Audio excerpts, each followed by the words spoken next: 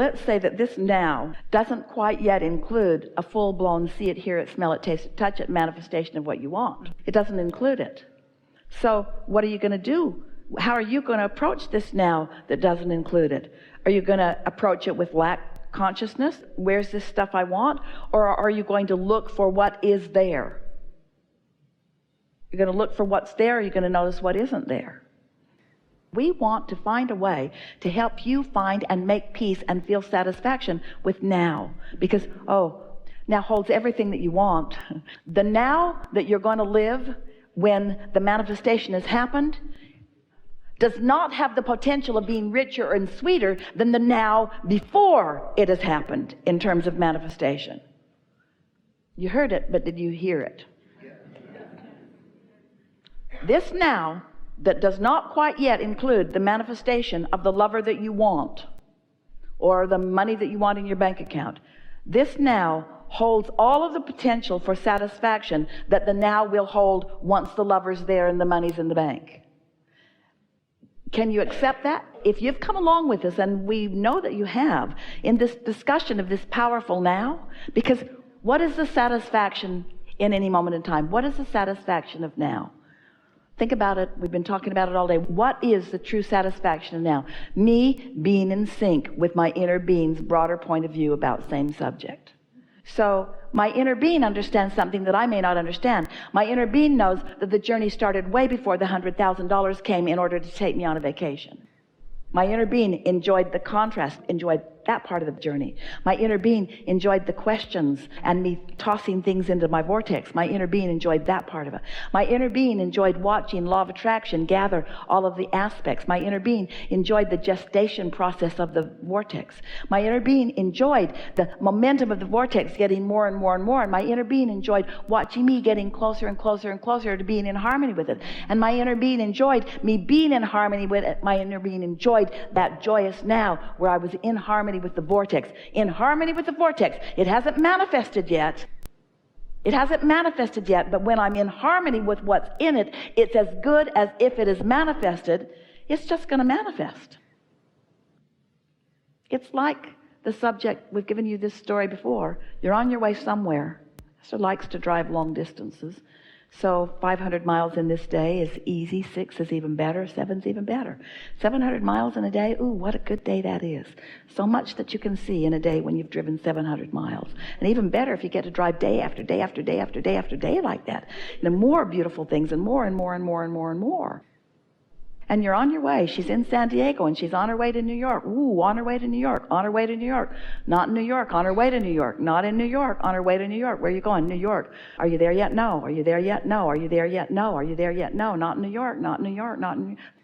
5 days, not yet in New York, not in New York, not in New York.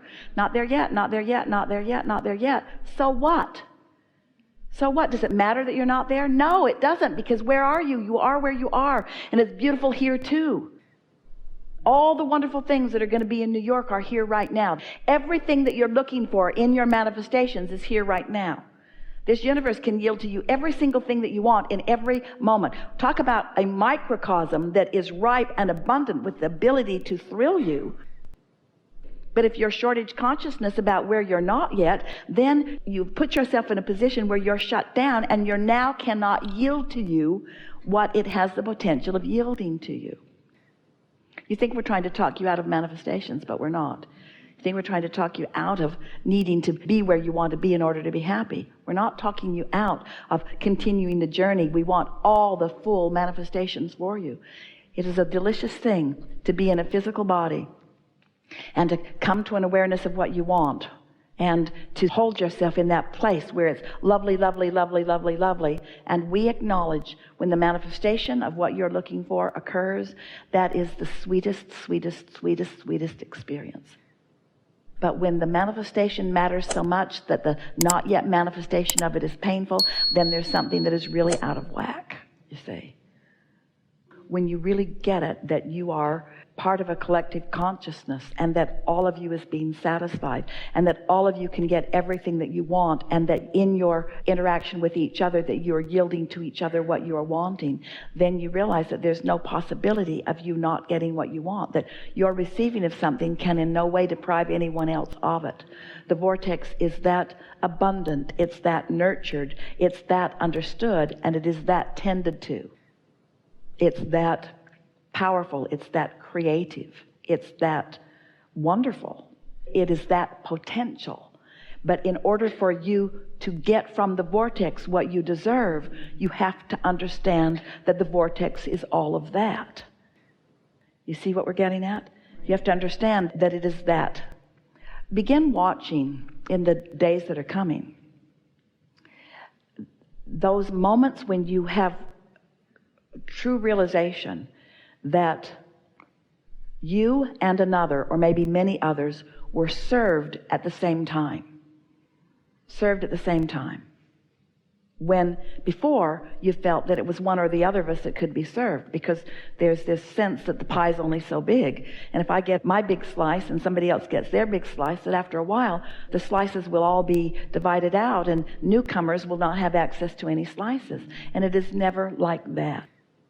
The vortexual pie is exponentially expanding, and it isn't even just the sum of what you have individually put into it. Let's imagine that there are 10 or 20 or 30 or 40 or 100 or a billion of you. It doesn't matter what number you want to assign to this exercise, and that you've all put your request for something into the vortex. And so here's this vortex that is responding to what you've all asked for. But the sum of the vortex is not just the sum of the individual requests that you've put in, because the vortex has taken on a life of its own as it's been responding to the other requests that are there. And so the vortex itself is bigger than the sum of what you have all put into it. And so that's why you get way more out of it than only what you've put into it. That's why everybody gets satisfied by what's there. Everybody receives the results that they're looking for. And your result in no way can deprive anybody else from their result. But this conversation, in order for you to grasp it, you are grasping it. We are really pleased with how you've followed this conceptual, imaginary vortex that you can't see or hear or smell or taste or touch yet. But as you accept the existence of it, and you put the one component that is necessary, it's a big piece of what this conversation is about. As you work to foster your sense of worthiness, as you work to foster your sense of I like me, as you deliberately think thoughts about yourself and look for reasons to like yourself and take everyone else out of the equation, you just find, if you can, your relationship with your own inner being until you are trusting in the goodness that comes to you. The combination of that feeling of worthiness and what this exponentially expanded law of attraction based vortex has to yield to you, you're going to find yourself walking through life feeling like the most blessed person that you've ever known, ever. It's that abundant, and your receptive ability is that great, but it takes some practice. And it's not going to be about only the big things that come, like the fortunes or the relationships or the empires or the whatever it is that you might have your sights on. It's the rendezvous here and there. It's the way you are touched. It's the insightful feelings that you have. It's your sense of well-being. It's your sense of placement in the world. It's your sense of understanding of the greater universe. It's your sense of who you really are. It's your feeling of wholeness as you are moving about the world with others who are also catching on to their wholeness. And so when conscious beings like you, who have found a way to be consistently whole, begin rendezvousing with others of you who have consistently found how to be whole, then what happens in your individual experiences is that there's an exponential explosion, which is what you came for. Not to fix things that are broken, but to explore the boundaries of your ability to identify desires. Ooh, life is so good on planet Earth. The reason that we began defining to you right from the beginning of our conversations about step 1, 2, 3, 4, 5 is because we wanted you to realize that in the asking, you summon energy. So the summoning of energy is something that you don't have to consider. You just do it all day, every day. You can't stop law of attraction. You can't take yourself out of the game. So here you are summoning energy all the time. That's just a given. It's what you do. And it's source energy. It's source energy knowing and wanting to blow and flow through you. It's the momentum of all that you've lived before. It's powerful, and it is, you see. So you can't stop. You can't cease the summoning of energy. But you can not allow the energy that you're summoning, and that's what your emotions are all about. To the degree that you allow the energy that your life is summoning, you feel fantastic. But if you don't allow the energy that you are summoning, you feel lethargic, you feel exhausted, you feel a depletion of energy. And it's not because there's a depletion of energy, it's because there's a false stopping of the energy that you've summoned. It's like pulling and pushing. But here's the thing that we really want you to hear. The summoning of energy always will win. That's a momentum that's bigger than you can even get your thoughts around. The momentum of your bigness, the momentum of your longevity, the momentum of your eternalness. This is a really, really big energy that you are coming to terms with now. So when you're born with big purpose like you are, and you pick up thoughts along your physical trail that say, I'm not good at this and I'm not worthy, so that you block the energy that you've naturally summoned, then you feel belligerent and uncomfortable. But when you are allowing the energy that you've naturally summoned to flow, then you are thriving and you're successful and you're happy. You see what we're getting at? Right here and now, you have some control about the energy that you've summoned. You can let it in or not. And the more of it you learn to let in, the more you thrive and the better you feel, the more vital you are and the better life is, and the more sweet spots you stand in, the more you rave about the beauty of your life. It's all about what you're doing in the now. So are we in some form of agreement? Do you accept that the energy is flowing and that you've been summoning it? Yes. And do you accept that it was flowing even before you got here in this physical body? Do you accept the momentum of the energy that's flowing? And do you accept that your inner being is in on all of that, flowing with the energy, flowing with it to you, consciousness flowing, it's energy flowing. And so then do you accept that you have some sort of relationship with that energy that is summoning that you can't stop from summoning? It's inevitable. You have summoned it. It's inevitable. But if you want to know what you're doing with the energy that you've summoned, oh, what a momentum. Lifetimes of momentum, lifetimes of goodness, lifetimes of expectation. Talk about momentum. Not just what you've added in this physical time-space reality. This momentum of who you are and what you're about. If you want to know what you're doing as you meet the energy, if you want to know, two ways to know. How do you feel? And how are the manifestations of your life presenting themselves to you? Isn't that nice to know? And isn't it nice to know that you can do something about it now? Do you think you have the ability to be a little bit more optimistic? Even when it's hard, do you think you have the ability to be? Can you speak more positive words? Can you stop arguing for your limitations? Can you look for reasons to feel good? Can you get an early start on it? Can you get a good night's sleep?